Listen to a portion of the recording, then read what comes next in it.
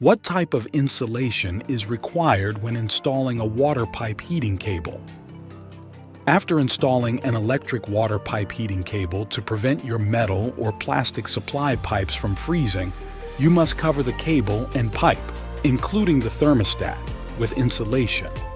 For this application, the minimum recommended R value for pipe insulation is 1.6. There is no maximum R value, as long as the pipe insulation remains uniform throughout the pipe system.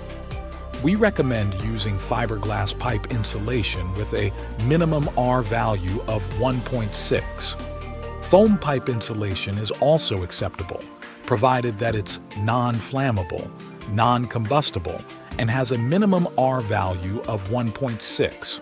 If your water pipes are located outdoors, the insulated pipes must be protected with a waterproof vapor seal. Always read the owner's manual included with your heating cable before beginning installation.